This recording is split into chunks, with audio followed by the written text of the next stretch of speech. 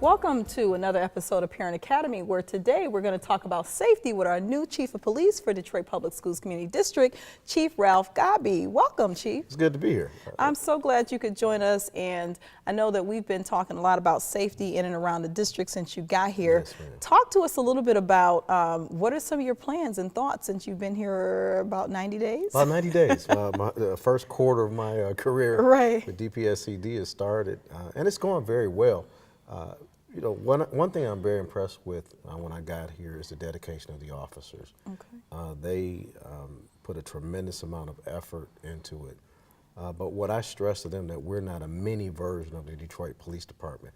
As much as I love my former agency, Right. the discipline of policing in a school district is much different. But talk about the scope of your department. Yes. So how many officers do you have? How are you guys constructed? We have 3 different tiers Okay. of officers. We have our entry-level security officers. Mm-hmm. They do the screening coming into the schools with the magnetometers, and some of those are contracted services, but we're starting to migrate towards our own employees, which I love. Mm-hmm. The second tier is what's called Public Act 330. They're limited jurisdictional police officers. They have police power, but within a very small range, which is within the school and on the school grounds. And then our third tier are fully sworn, MCO certified Okay. law enforcement officers. They have every right, responsibility, functionally can do anything that a Detroit police officer can do, a state Okay. trooper can do. They are fully sworn police officers. So within that, we have about 250 assets. 250. That's a pretty large team. It's a large team. Okay. We're the largest school district in the state. But for obviously. 110 schools, I was going to say that's a lot Right, of buildings to cover. Right, 110 schools, 104 buildings, 52,000 students plus staff, visitors, contractors. So if you were to look at our agency, we're the equivalent of a small city. Oh, wow. Yeah. There are cities in the state of Michigan that are not as large as our population. Right. And the 104 schools, they touch all 140 square miles of the city of Detroit. So it's a massive responsibility, but it's a very narrow focus. Right. And again, the population that we're dealing with is much different. It's much different because you're dealing with students. Dealing with students. So talk a little bit about the differences you see from at some point leading the Detroit Police Department to now leading a police department within a school district. Well, the discipline in a metropolitan police department, a major city, urban environment, is the fact that you're enforcing laws, the full spectrum of laws, with the intent of making sure that the citizens and visitors are safe, businesses can do business. But by the same token, arresting people is a large part of what we do as well. In a school discipline, we are behavioral managers. Number one, we're not classroom managers, so we don't want to criminalize conduct that happens in the classroom. Secondly, our most important thing is, first of all, prevention. To make sure that our students, that once they're in that school environment, it's a pristine environment for them to learn, and for our teachers to teach and our administrators to do their job. Second is intervention. And today's intervention is tomorrow's prevention. Right. But if we see problematic behavior that could go sideways and become criminal, we want to intervene and provide resources along with the climate and culture deans. We want to make sure that along with the social workers, whatever interventions, meaningful interventions we can have. Right. The third stool is reintegration. If a Right. student has problems to where they're disruptive to the classroom, how can we be a part of that equation from an educational standpoint to help that student reintegrate back into the classroom? So you mentioned prevention and intervention as key strategies, and for many of our parents who feel like we are in a situation where our young people are being criminalized, you're saying something very different. Seeing something very different, and we are acutely aware, and I'm particularly aware, being a black male, of the school to prison pipeline.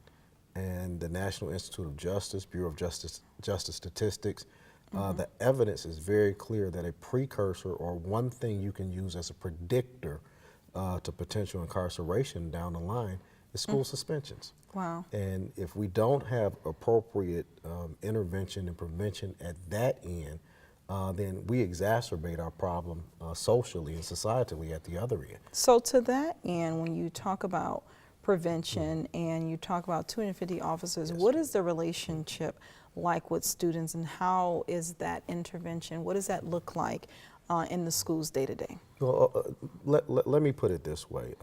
When Dr. Vitti interviewed me, I think one of the things that made me an appealing candidate is we very closely saw eye to eye as to what the role of the school resource officer is. Okay. And we want to redefine what that relationship is, and particularly in communities of color, Ms. Buckman, we know that police are not necessarily sought or liked for the position they hold in the community. We don't want community policing to be one officer's job, Right. but we want to integrate it as a philosophy of DPSCD PD to the extent to where we have officers ingrained in the schools, that they have geographic and school responsibilities, that they're answerable to the principals, and the principals can give direction as to what that product looks like in the school, but also redefining what that relationship is between Black and brown communities and police. Yeah. So we're not seen as those that just respond when there's a fight, just respond when there's gunfire in the area, when we're just coming when there's something bad going on.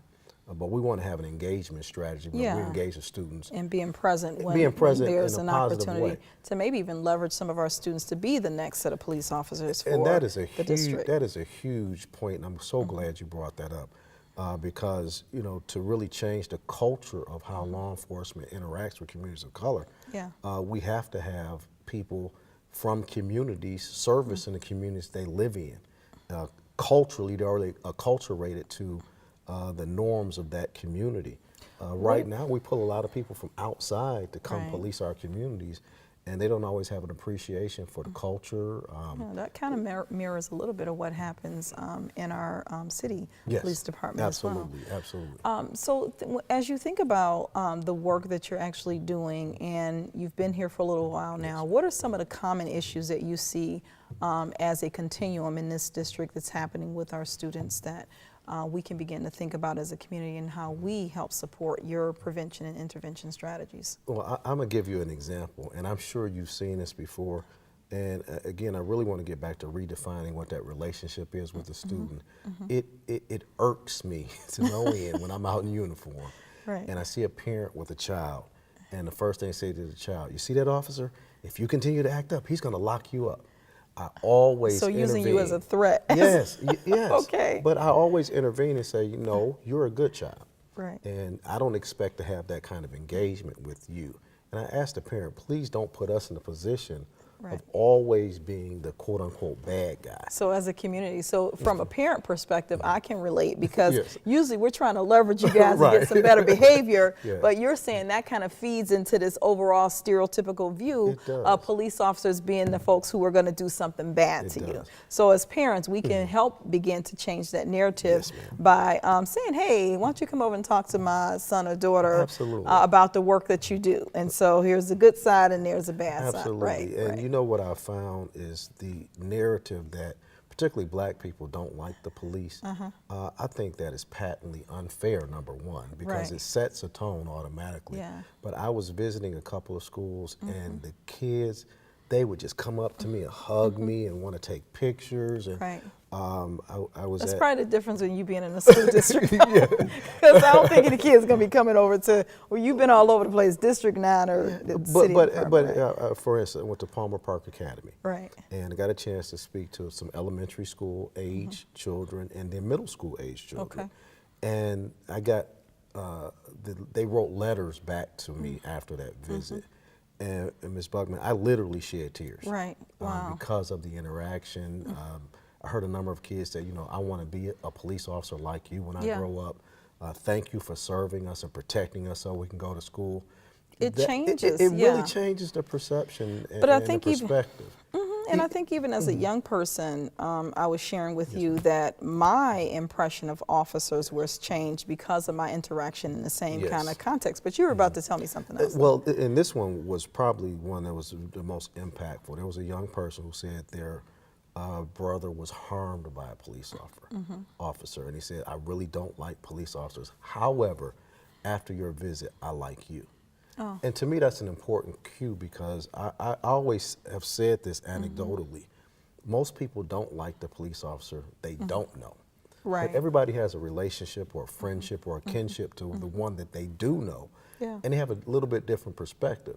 So for me, that means when we engage and we're relational and we show that we're human and we tell our stories, and my child is a Yes. graduate of Detroit Public Schools, it really changes the conversation. So okay, you're humanizing the roles. It's the not role. just this police officer thing, but Yes, ma'am. this person who also has kids who have been in the system, et cetera. I also know that you're working across communities. So Yes. we've talked about the African American community, but I know we've spent some time in Southwest Detroit and kind of mitigating the issues around identification. Talk a little bit about your work there and your goals. It's very important on a number of different levels. Unfortunately, the national political conversation has really marginalized people of color, and particularly our brothers and sisters from south of the border. Right. We have a large Southwest Detroit population of Latino descent, and there's a huge fear among them that our intervention is on behalf of ICE. Right. So it was important for me as the head of this organization and representing Dr. Vitti and the school board to indicate that our only aim is to make sure, number one, our children are safe. Right. We're not checking green cards. We're Right. not an adjunct of ICE. And I think that's important. And I think it was great that you actually showed up and declared this is a safe district. Yes. But spent some time with them around recognizing the identification and making sure that we're aligned with other systems so that they do feel safe. And we're not just saying it, but we're practicing, good behavior in terms of our. Thank you for your leadership and bringing me into those meetings, because I think that presence and the fact that we sat, we engaged, Right. We were empathetic, but also we were very resolute in the fact that of what our defined roles are and what we will and will not do. Because if we disincentivize parents coming in to participate in the educational process, we hurt the student. Right, absolutely. Tremendously, and that's not our role as a police district. Yeah, and I think that again, I commend you because you've had a full plate, but have made time to show up across Detroit, across the schools, and working with our community groups to address their concerns and issues. When I think about the work that you've begun to do, I think it has already begun to change the culture. Talk about what's happening with the police officers on your team and some of the strategies that you're employing around the issues that we do have. Well, first of all, we're engaging and finding trainers to come in to deal with us with restorative practices. Okay. Because we want to operationalize, along with the climate and culture heads, how we deal with our students to restore them. And is that just training for officers?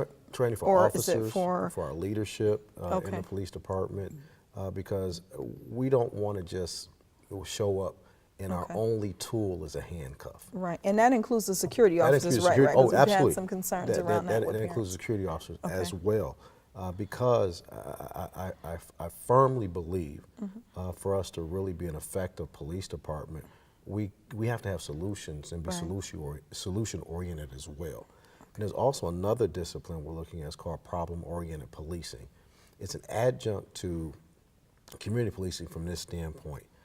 We push accountability down to lower levels in the police department. I get tons of emails from principals, Chief, can you help me with this? Chief, can we do this? But it does a disservice to the talented officers that we have out there. If we give them geographic responsibility and also responsibility to specific schools, where Principal Buckman knows that Officer Jones or Sergeant is their point Smith person. is their point person, Right. and if there's a systemic issue that they can deal with, then they get together, collaborate, work with parent-teacher associations, work with community leaders to deal with the specific problem that goes with that school. I think because you came in popular, people, I'm just going to call Chief Godbee, but it sounds like you're leading with training and education for the officers and everyone that plays a role, the 250 folks, and then also a redistribution of responsibility and ownership of almost like many districts, if you will, within the district. Now, I have to say this is going to, it's an iterative process. It's going to take a little time because to a certain extent, I started when the school year started. you know, so I have to assess and kind of build the plane and fly it at the same time. Right, right. But also from an outcome metric, Right. I know by next school year, minimally, we want to have that iteration of problem-oriented policing up. They'll just copy and you. fully functional. Right, Yes, right. ma'am. I'll send my email to my point person, but I'll still copy Chief Absolutely. Godbee. Which so. I don't have no Right, problem with that right, at all, because right. at the end of the day, the buck stops with me. Right, You know, absolutely. I'm hired to make sure that we provide a safe environment for our children, our teachers, our administrators. But by the same token, it's a shared responsibility. I'm only one Right, person right. Out of 104 schools, 104 buildings, 110 Right, schools. right. I can't do this all by myself. And what I Absolutely. really want to promote the fact that safety is all of our responsibility. All of our responsibilities. The police department, our administration, the teachers, the students have a Right, role in it. right. One thing that I'm very, very excited about is we're planning for a chief student advisory council. Oh. Because I want the students to weigh in and tell me what kind of things they need from their perspective. I think a lot of times as the adults, we say, you know, we need metal detectors here, we need Right. cameras there, and here's the student code of conduct. But do we ask the student from your perspective? Right. What is You know, happening what's in your happening school, from your and how do we best Yes. support you and reinforce, as you said, behavior management, Yes, positive ma'am. behavior. The other thing that I didn't hear you mention, but I know that you are working on because you're working with me, and that is just ownership from the parent's perspective. Yes. There's a series of Parent Academy workshops. I think you're doing gun safety, you're doing human Anti-bullying, trafficking, yes. stranger danger. We Yes. talked about these different kinds of things. Talk a little bit about just the ownership from parents and what they can expect from those workshops. Well, awareness. It Okay. is a huge thing. There are a lot of things that we as parents, you know, I'm a parent, Right. And I understand that in the day-to-day, we may not focus on certain things. So to bring awareness, so for instance, human trafficking. Yeah. Unfortunately, because of the demographics of our city, which go to high illiteracy rates, rates of poverty and unemployment, unfortunately, with a disproportionate number of black and brown males that are incarcerated, Right. some critical men missing in our communities. Yeah, Some we of our become young a ladies ground and of- children, prey. from a human trafficking Yeah, standpoint, they become very vulnerable populations. And through social media, Instagram, Snapchat, not Facebook so much. Us older people have taken over their Facebook. Yeah, that's so everything we public migrate living, to, right, they exactly. migrate from. They're like, oh, that's not for us, that's for the old that's people. for the old people. But on human trafficking, like when you think about that, give folks a taste of what information they'll get. Like you talked about our young people being easy prey in some ways. Clues to How look do for. you? Clues yeah. to look for, you know, going on the social media site, having access, seeing what kind of pictures that your young Your kids person are may be posting up. posting. Make sure they're clothed. Make sure right? they're clothed, absolutely. Their direct messaging, who are they Right. direct messaging with? What happens a lot of times with human traffickers, that's how they do the lure. Okay. Is your child bring home things that you know are beyond their financial means, starting to dress different? Are they starting to kind of become reclusive and doing things behind closed doors, unaccounted for periods of time where they say they're with children their age, but they're starting to act a little bit more mature in areas that you know that they probably were not engaging in before. You know, those kind of changes in behavior.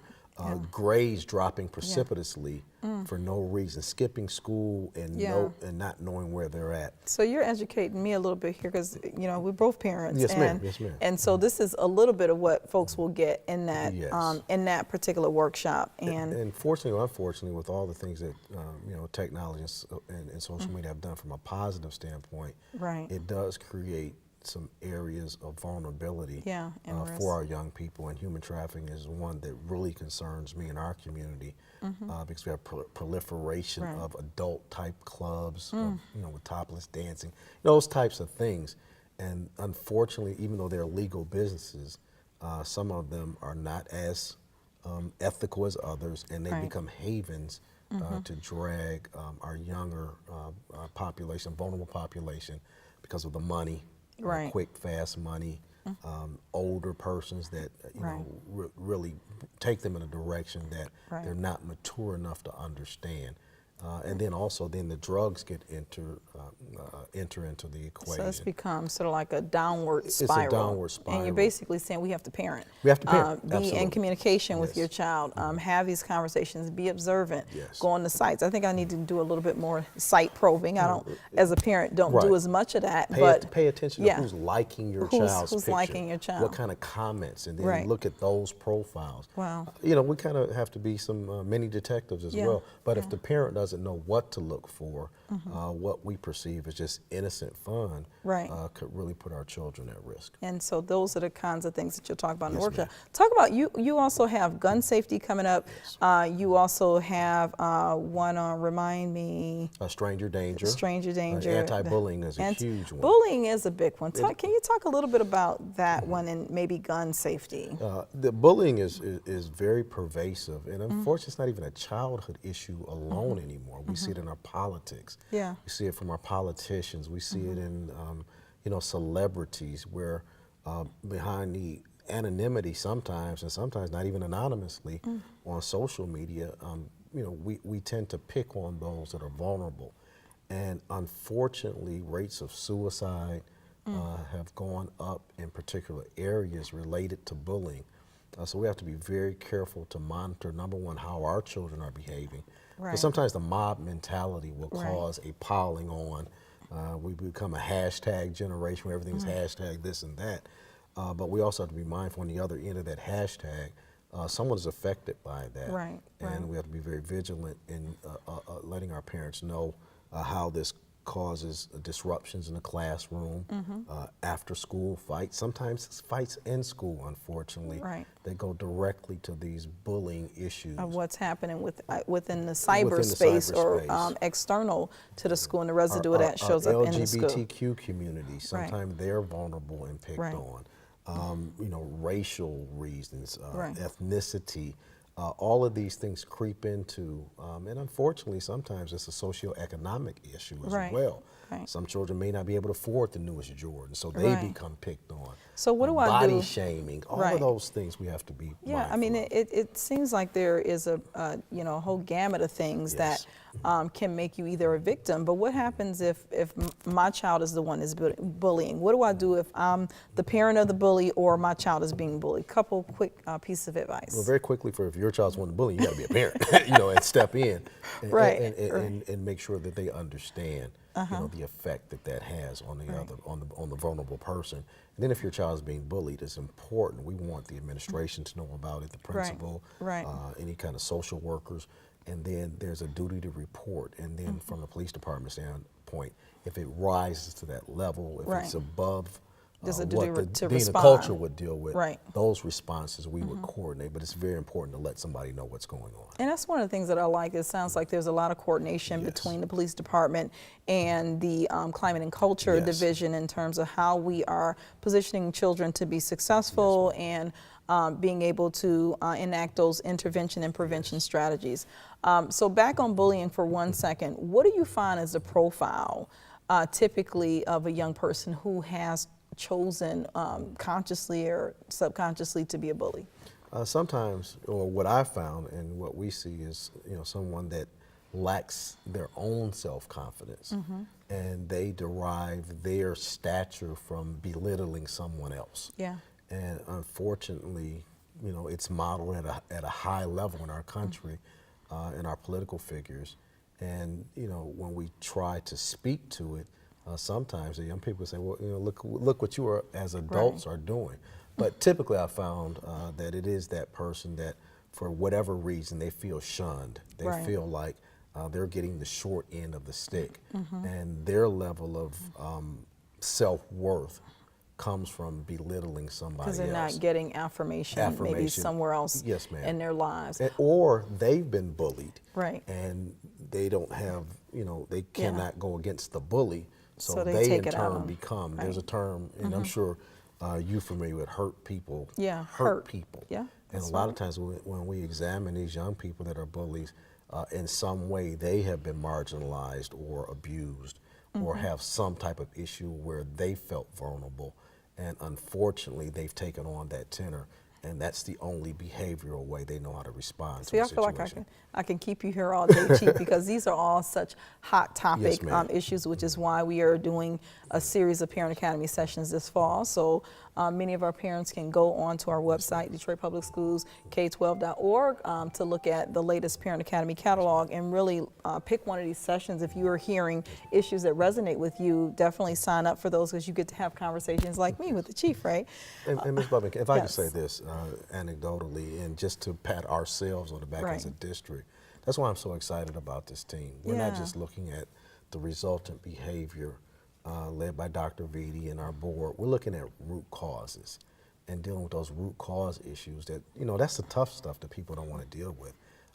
And, you have pointed it out on several occasions. I've seen publicly, privately, the sheer magnitude of some of the challenges our young people have to overcome just to get to school and survive in school. So kudos to you and your leadership, Well, and thank I'm proud to be a part of this team. Absolutely, and I feel like the work that you're doing, if we get it right inside, they don't become folks who you have to, in your previous work, arrest later on. And we make Chief Craig's job a lot easier. Right, exactly. I'm sure Chief Craig would appreciate that. And so one of the things that I would ask you to do is to talk a little bit about what you see happening with parents.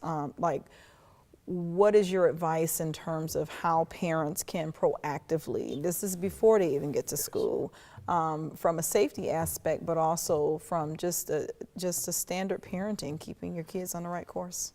Unfortunately, I don't mean this as a chastisement, because I'm not in a position to chastise anybody.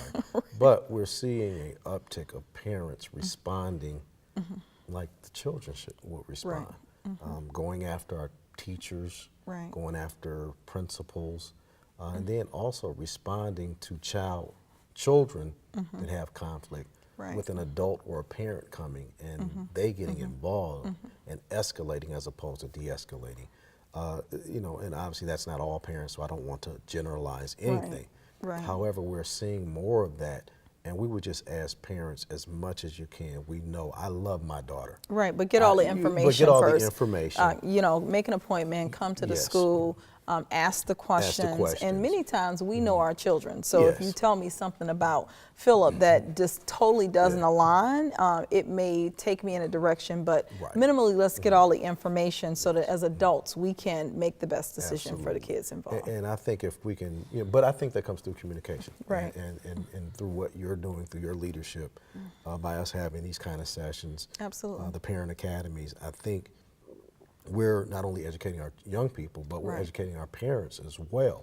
I didn't get a manual on how to be a parent. Absolutely, and our parents are also educating us a lot of times, because part of why we're doing this is because parents want to know they can't show up at every school for every workshop, but they want to know, who are these folks leading our district? How are they thinking about our children? As you talked about prevention, intervention, behavior management, not we're arresting kids, and we're trying to position our children for success. And so I think a lot of times we get education from our parents as well. Absolutely. And there are, tremendous parents, volunteers, PTA coordinators, volunteer coaches. You lead up volunteerism, so you see the dynamism of our parents in this district. And we just want to highlight that and make sure that that's the positive behavior. Yeah, and we also have very real issues, and I think we do. You hit on one of those, and we have to own that and just work together as adults to support our kids and also support our families. Thank you, Chief Godbee, for taking the time to join us today. Parents, I really want to encourage you to come out to one of our workshops. I think they're going to be powerful and informative. But before we close, Chief, is there anything else that you want to share with parents today? Well, first of all, thank you for this opportunity. It's been very valuable. And I want our parents to know that we really appreciate the opportunity to serve your young people, our young people. They are our most valuable assets and resources. And we want to provide a safe environment, but we realize we can't do it by ourselves. Come out to the workshop sessions, valuable information, but we also need your input so we can give the greatest security product on behalf of our district.